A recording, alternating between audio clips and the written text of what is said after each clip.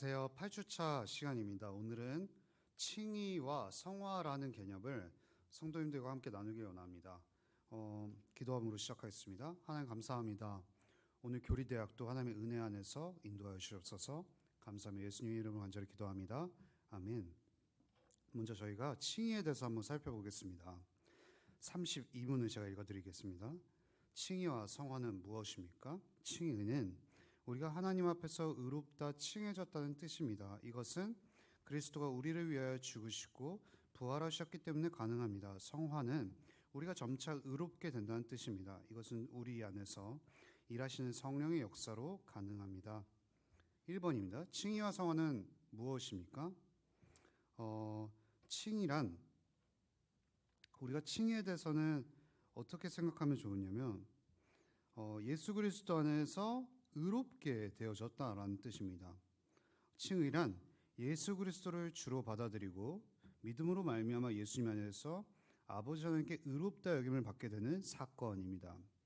이는 과정이 아닙니다. 점진적으로 일어나는 현상이 아닙니다. 예수 그리스도를 믿은 이후에 즉각적으로 일어나는 일이 바로 칭의입니다. 하지만 로마 가톨릭은 칭의를 의화라고 말합니다. 즉 그들은 의롭게 변화되는 과정을 칭의라고 하는 것입니다. 하지만 칭의는 점진적으로 일어나는 과정이 아니라 단번에 일어나는 하나님의 법정적인 선언입니다. 즉각적인 판결인 것입니다. 단번에 일어나는 사건이죠. 하지만 성화는 우리 인생에 걸쳐 일어납니다. 우리는 순서로 의해서는 안 됩니다. 칭의의 사건이 일어난 뒤 성화의 과정을 우리는 경험하는 것입니다. 하나님께서는 의롭다 여김을 받기 위해 죄를 안 지으려고 노력하는 자를 의롭다 여겨주시는 것이 아닙니다. 의롭지 않은 자를 그리스도 안에서 먼저 의롭다 선언하시고 의롭게 변화시켜 주시는 것입니다. 만약 우리가 노력해서 의롭게 여겨주신다면 우리는 하나님을 사랑하는 마음이 아니라 벌을 피하려고 억지로 열심을 다할 것입니다. 그리고 우리 중 아무도 의롭다 여김을 받을 수 없겠죠. 만약 예수 그리스도께서 십자가에서 죽으시고 부활하시지 않으셨다면 계속 죽음 가운데 머무르셨다면 사람들은 그분의 죄 때문에 죽으셨다고 생각했을 것입니다. 거봐, 예수는 하나님의 아들이 아니었어. 신성모독죄로 혹은 반역죄로 죽은 거야 라고 말했겠죠. 하지만 그분은 죄가 없으신 하나님입니다. 우리의 모든 죄를 짊어지시고 십자가에서 죽으심으로 우리가 경험해야 할 죄의 형벌을 대신 감당하셨습니다. 그리고 그분이 다시 살아나심으로 예수님께서 죄 없으시고 의로우신 분이라는 사실이 밝히 드러난 것이죠. 죄 없으신 예수 그리스도께서 부활로 말미암아 의롭게 여겨진 것입니다. 즉 그분이 죄를 지으신 적은 없지만 사면 복권을 경험하신 것입니다. 예수 그리스도와 연합하여 즉 예수 그리스도 안에 있는 자들은 혹은 예수 그리스도 안으로 들어간 자들은 예수님의 믿음으로 받아들이는 자들은 예수님의 부활 사건에 동참함으로 의롭게 여김 받게 되는 것입니다. 우리가 예수 그리스도와 함께 의롭게 여김 받는 것은 단순히 어느 정도 깨끗하게 하나님께서 바라보시는 것이 아니라 예수 그리스도만큼 아름답고 거룩하게 의롭다 여김 받는 것입니다. 우리의 본성과 상태는 의롭다 여김 받기 이전과 이후 모두 죄입니다. 우리가 예수를 믿은 이후에도 여전히 우리는 연약하고 죄에 자주 넘어지죠. 하지만 아버지 하나님께서는 우리를 그리스도 안에서 바라보시기에 우리를 그리스도만큼 의롭게 바라보시는 것입니다. 그래서 제가 4번에 이렇게 썼습니다. 의인이자 죄인이다. 이게 누가 한 말이냐면 마르틴 루터가 그리스도인을 의인이자 죄인으로 말했습니다. 즉 우리는 용납받은 죄입니다. 용서받은 죄인인 것이죠. 우리의 의는 우리로부터 흘러나온 것이 아닙니다. 우리는 의롭지 않지만 그리스도가 의로우시게 의롭다 여김 받습니다. 우리는 더럽지만 그리스도께서 깨끗하시게 하나님 아버지께 깨끗하다 여김 받는 것이죠. 우리의 의는 예수 그리스도께 있습니다. 그래서 제가 한 찬양을 가사를 적었습니다. 거기 내 의가 있네라는 찬양인데요. 세상 어디에도 의가 없네. 정의를 말하는 어디에도 세상 어딜 봐도 의가 없네. 실망하여 나를 봐도 어찌 의를 찾게 될까. 이리저리 둘러보다 눈을 들어 하늘 보니 그곳에 내 의가 있네. 나 주를 바라볼 때 거기 내 의가 있네. 십자가에서 내 죄 지고 지구신 나 주를 바라볼 때 거기 내 의가 있네. 부활하셔서 나를 의롭다 하시었네. 칭의는 하나님께서 우리를 위해서 행하신 일로 단번에 판결입니다. 나아가 칭의는 변하지 않습니다. 3번이죠. 예수 그리스도를 믿음으로 의롭게 여김 받은 자는 영원히 의롭다 여김 받습니다. 칭의는 우리가 마지막 날 예수님의 심판 앞에서 받을 선언을 미리 받는 것이 바로 칭의입니다. 예수님을 믿은 이후에 우리가 별 볼 일 없이 살아서 하나님께서 선언을 변경하시지 않기에 성경은 우리가 우리 어떠함으로 구원의 확신이 흔들리는 것을 거부합니다. 그러면 어떤 이는 우리의 칭의가 취소되지 않기에 막 살아도 괜찮겠네요 라고 질문하는 이들도 있습니다. 뭐 이론적으로는 그럴 수 있지만 우리는 그렇게 살 수 없습니다. 왜냐하면 소가로 3번입니다. 우리는 예수님 안에서 의롭다 여김 받고 새로운 관계가 시작되었기 때문입니다. 성경은 우리를 그리스도의 신부이며 그리스도가 우리의 신랑이라고 말합니다. 즉 사랑의 관계로 표현한 것이죠. 이를 필립 얀시라는 사람이 잘 설명해 줍니다. 놀라운 하나님의 은혜라는 책에서 그는 이렇게 말합니다. 결혼 첫날 밤 신부에게 이렇게 이야기할 신랑이 있을까요? 당신을 정말 사랑하고 평생 당신과 함께 살고 싶소. 하지만 몇 가지 짚고 넘어갈 게 있어. 결혼 후 나는 다른 여자들과 얼마나 깊이 사귈 수 있는 거요? 같이 자도 좋소? 키스해도 좋소? 가끔씩 바람을 피워도 괜찮겠지? 당신이 속상할 줄 알지만 배반한 나를 용서할 수 있는 기회가 그만큼 많다는 것 아니겠소? 이런 바람둥이한테 어울리는 유일한 대답은 뺨을 한번 올려놓친 뒤 그럴 수 없는이라고 말해주는 것일 뿐입니다. 그는 사랑의 기분도 모르는 사랑입니다. 필립 얀시가 사랑의 관계를 너무나도 잘 말한 거죠. 우리는 예수 그리스도를 믿음으로 말미암아 의롭다 여김 받고 하나님의 자녀로 받아들여졌습니다. 이거를 양자됨이라고 합니다. 칭의 사건으로 말미암아 하나님의 자녀로 받아들여진 것이죠. 예를 들어 한번 보겠습니다. 어떤 치명적인 죄를 짓고 비루한 삶을 살고 있는 거지가 있다고 해봅시다. 길을 지나가던 왕은 그럴 의무가 없는데 은혜로 그 거지를 왕자로 삼아 주었습니다. 그러면 그 거지는 이제 궁전에서 왕자의 삶을 살아가게 됩니다. 왕자는 궁중 예법을 배워야겠죠. 그리고 또 언젠가 그 나라를 상속받아서 나라를 다스릴 날을 올 수 있게 지혜와 지식과 그리고 도량을 배워야 합니다. 왕자가 자기 위에 왕밖에 없기에 다른 이들을 함부로 대하고 자기 마음대로 살 것을 대비해 여러 선생님들을 두게 되겠죠. 그 선생님은 왕에게 왕자를 징계하고 훈련시켜도 괜찮다는 허락을 받고 그 왕자를 교육시킬 것입니다. 성화는 단순히 우리의 의지와 노력으로만 이루어지는 것이 아닙니다. 하나님께서 주권적으로 임재하셔서 우리를 변화시키는 것이죠. 하나님께서 우리를 사랑하시기 때문에 징계를 통해 훈련시킴으로 거룩하게 변화시키는 겁니다. 의롭다 여김받은 이후에 우리는 필수적으로 하나님의 뜻대로 살아가고 하나님의 뜻대로 말씀대로 빚어지는 성화, 즉 예수 그리스도를 닮아가는 과정을 겪게 되는 것입니다. 이것을 뉴턴과 윌리엄 쿠퍼라는 분이 아주 너무 좋은 그 찬양을 하나 찬송을 작사하셨는데요. 그것은 무엇이냐면 여기 예전에는 이라고 시작하는 찬송입니다. 제가 읽어드리겠습니다.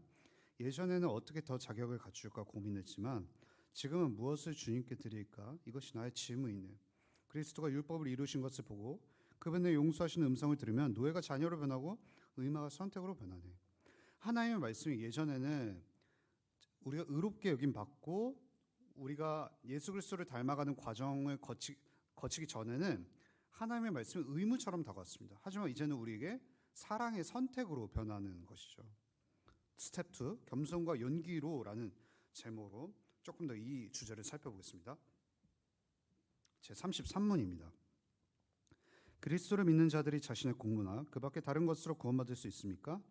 아닙니다. 절대로 그럴 수 없습니다. 구원에 필요한 모든 것은 그리스도 안에 있기 때문입니다. 선행을 통해 구원을 받으려는 것은 그리스도가 유일한 구속자이자 구주라는 진리를 부인하는 일입니다. 우리는 하나님께 자녀로 받아들여지는 것, 즉 이것을 양자됨이라고 하는데 또 그리스도 안에서 의롭게 여겨지는 것, 이건 칭의죠. 흔히 말해 천국 가는 것만 은혜와 믿음 그리고 그리스도의 공로로 말미암아 일어난다고 생각합니다.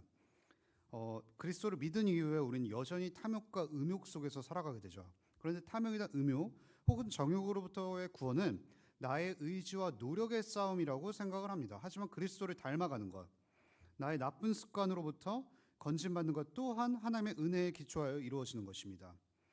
그리스도를 믿고 의지함으로 정직하려지는 것과 나의 의지와 노력으로 정직하게 살아가는 것에는 너무나도 결정적인 차이가 있습니다. 우리는 교만과 두려움으로 정직하려 할 수 있습니다. 예를 들어 회사가 정직한 경영을 통해 소비자들의 마음을 끌고 마케팅 효과를 올려서 더 괜찮은 회사로 거듭나기 위해서 교만한 마음으로 정직하려 할 수 있습니다. 혹은 두려움 가운데 정직할 수도 있죠. 나중에 자신의 과거가 들키면 더 큰 비난과 지탄을 받을 수 있기에, 혹은 회사가 망할 수도 모른다는 두려움 때문에 정직하려고도 합니다. 더불어 우리는 교만과 두려움으로 정직할 수 있을 뿐만 아니라 거짓말도 할 수 있습니다. 학력을 조작하여 자신을 포장하려는 시도는 내가 더 나은 존재로 살아가려는 교만함으로부터 비롯된 거짓말이죠. 혹은 당장의 지탄과 비난으로부터 피하기 위해서 두려움으로 거짓말할 수도 있습니다. 하지만 믿음과 예수 그리스도께서 우리를 위해서 하신 일을 기초하여 복음과 성령의 능력으로 말미암은 겸손은 다릅니다. 겸손과 용기를 갖고 정직할 수 있는 것이죠. 예수 그리스도께서 나를 사셨고 그렇게 나의 모든 것은 하나님의 것이죠. 그리스도께서 나를 위해 모든 것을 베푸셨기에 우리는 우리가 가지고 있는 것이 나로부터 나온 것이 아니라 하나님으로부터 흘러나왔기에 겸손으로 나를 포장하지 않고 정직할 수 있는 것입니다. 더불어서 하나님께서 그리스도 안에서 그리스도만큼 최고로 높이셨고 그리스도와 더불어 존귀하게 여기시며 앉히시고 돌보시기에 우리는 다른 이에게 지탄과 비난을 두려워하기보다 하나님께서 이미 나를 인정하시기에, 최고의 존재가 나를 인정하시기에 거짓으로 꾸미지 않고 교만함으로 나를 드러내지 않고 용기를 갖고 정직하게 나아갈 수 있는 것입니다. 그렇기 때문에 우리는 복음으로 말미암아 빚어지는 정직과 나의 노력과 의지로 이뤄내는 정직이 이렇게 다르다는 것을 확신해야 되는 것이죠. 스텝 3, 확신과 선행의 관계. 이건 무슨 말일까요? 제 43문을 읽어드리겠습니다. 오직 그리스도를 통해 은혜로만 구속받는데도 여전히 하나님의 말씀에 순종하며 선을 행해야 합니까? 그렇습니다. 우리를 자신의 피로 구속하신 그리스도께서 또한 우리를 자신의 영으로 새롭게 하시기 때문입니다. 그렇게 해서 우리의 삶으로 하나님께 감사와 사랑을 보이고 그 열매로 우리의 믿음을 확신하며 우리의 경건한 현실을 다른 이들을 그리스도께 인도하기 위해서입니다. 우리가 그리스도를 믿음으로 조건 없이 있는 모습 그대로 하나님께 영원히 받아들여졌냐면 나의 구원은 흔들리지 않으니 막 살아도 괜찮겠네라고 생각하시는 분들이 있습니다. 종교개혁 당시에 로베르토 벨라르미노라는 사람이 있었습니다. 그 사람은 확신은 신앙에서 위험한 적으로까지 말했습니다. 싱클레어 퍼거슨이라는 사람이 오직 그리스도 안에서라는 책에서 이렇게 말합니다. 로베르토 벨라르미노는 가장 위험한 개신교 이단은 바로 확신이다라고 썼다. 왜 그러냐 하면 그들은 오직 그리스도로 말미암아 누리는 구원에 대해 믿지 않기 때문이다. 그래서 벨라르미노는 이렇게 말했다. 이것을 가르치고 있는 자들은, 믿는 자들은 방종한 삶을 살 것이며 율법 폐기론자가 될 것이다.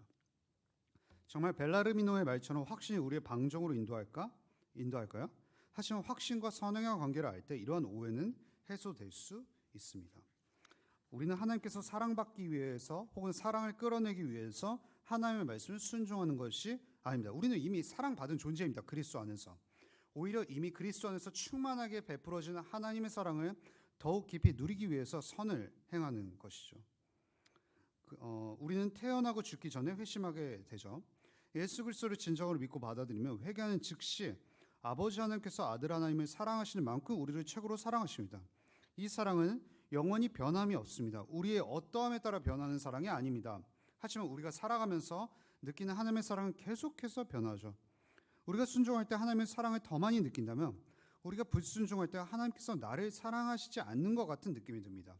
즉 확신과 선행은 이렇게 연결되어 있습니다.